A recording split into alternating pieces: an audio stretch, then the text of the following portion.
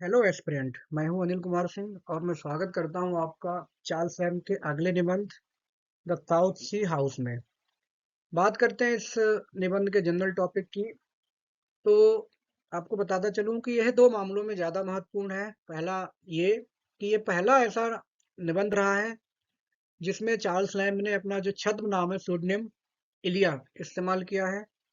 दूसरा जो इसका मुख्य इसकी खासियत है वो है कि जो उनका निबंध कलेक्शन था, assess of Elia, assess collection जो था, उसमें यह पहले नंबर का ऐसे रहा है।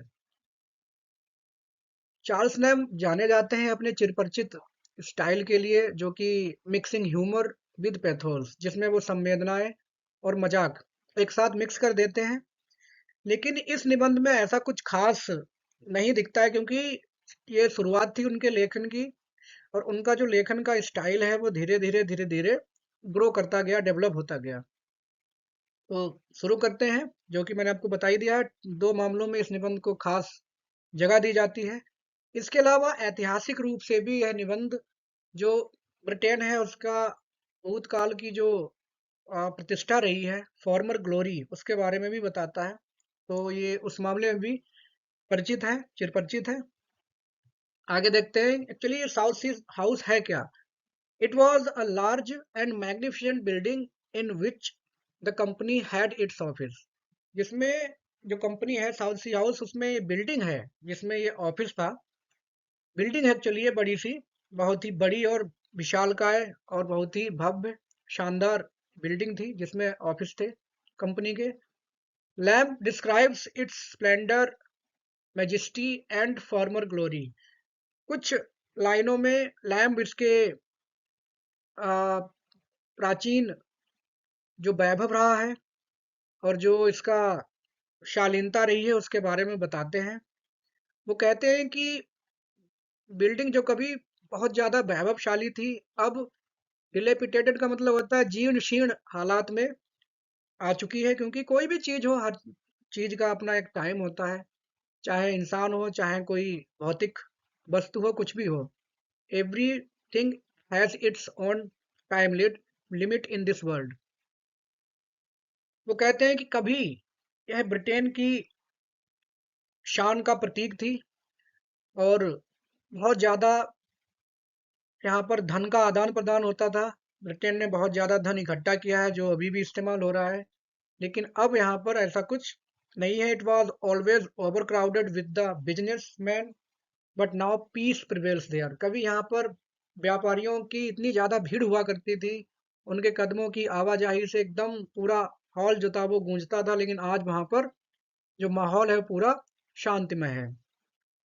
जो पेपर्स, फाइल्स और जो अकाउंट बुक्स थी जो कभी बहुत ज्यादा कॉन्फिडेंशियल और बहुत ज्यादा महत्वपूर्ण मानी जाती थी, now the dust has taken its place on them. अब उन पर जो है धूल की एक परत जम चुकी है।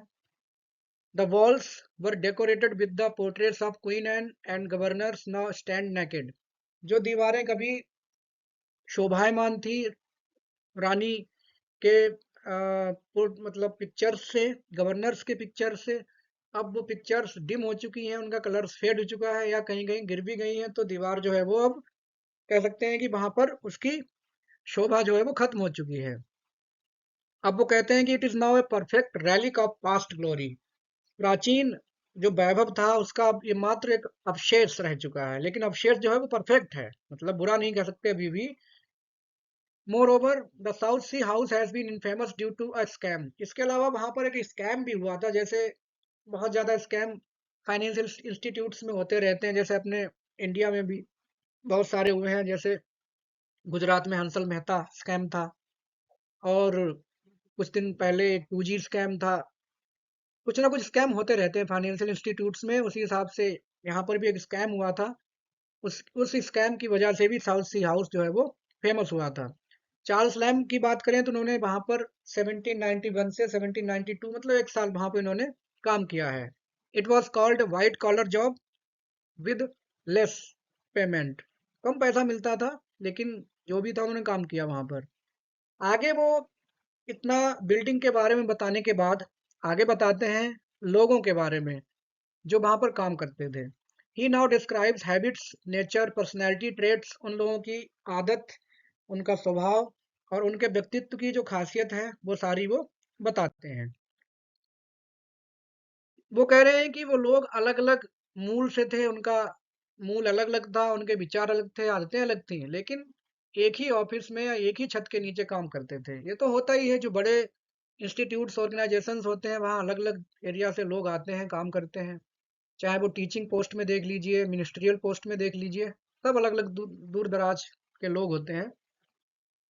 Lamb calls them old fishes. Old fishes का मतलब यहाँ पे है कि वो सब अनुभवी थे, उनको पता था कि क्या करना है, कैसे करना है। जो स्कैम हुआ था उसमें भी जो भी रहा हो, तो अपने अनुभव का फायदा उठाया उन लोगों ने। वो शुरुआत करते हैं इवांस नाम के एक एम्प्लॉय से, जो कि हेड कैशियर थे। In spite of being irritable nature, he was an honest man with long hair and shining face. वो थोड़े चिड़चिड़े स्वभाव के जरूर थे, लेकिन फिर भी ईमानदार व्यक्ति थे इवांस।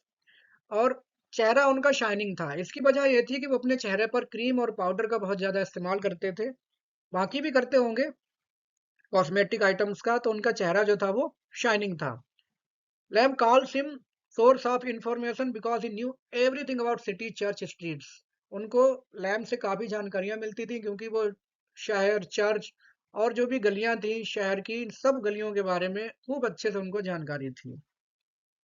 अगला एम्प्लॉई जो है जिसकी वो बात कर रहे हैं वो है टॉमस टेम, जो कि एक हम्बल ओरिजिन्स का मतलब यह है कि एक साधारण परिवार से थे, लेकिन बहुत अच्छे स्वभाव के, जॉली नेचर के वो व्यक्ति थे। डिप्टी अकाउंटेंट उनकी पोस्ट थी। उनके बारे में ज्यादा नहीं लिखा है चार्ल्स लैम्ब ने। थर्ड एम्प्लॉई जो है जॉन टिप, जो हेड अकाउंटेंट थे। He considered accounting most important work. ये उनकी खासियत थी, वो कहते थे अकाउंटिंग से बढ़कर कोई काम ही नहीं है दुनिया में। और वो काफी मेहनती भी थे, और चार्ल्स लैम्ब की भी काफी उन्होंने हेल्प की थी during 1 year job of Charles Lamb there. इसके अलावा उनकी एक पेक्यूलियर हैबिट थी, या यूं कहो कि कुछ लोगों में फोबिया होता है, तो वो मौत से बहुत डरते थे। He was afraid of thinking of death. मौत के बारे में सोच के ही डर जाते थे। इस वजह से वो अपने आप को, जो रेलिंग थी बालकनी की, वो छत की जो है हिस्से, वहां से स्विमिंग एरिया और जहां पर भी खतरा हो सकता था, वहां से अपने आप को वो दूर रखा करते थे। The next employ was Henry Man, who was deputy secretary with good sense of humour and विट।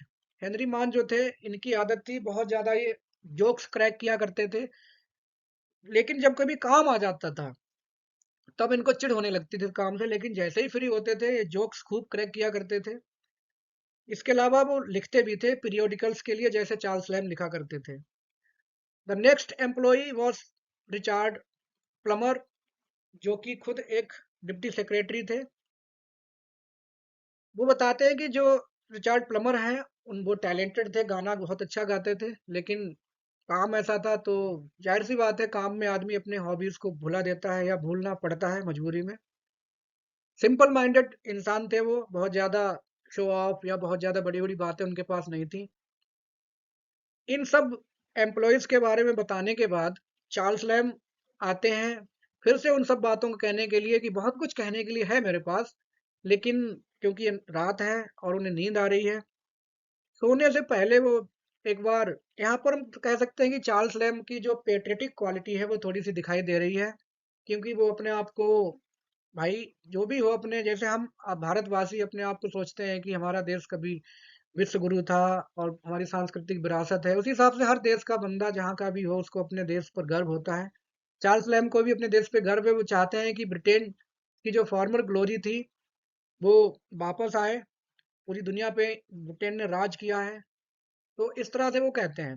बाकी हम कह सकते हैं उनका जो चार्ल्स लैम्ब का जो रुझान है, इंक्लिनेशन है, वो अभी भी महसूस होता है कुछ शब्दों से इस निबंध में।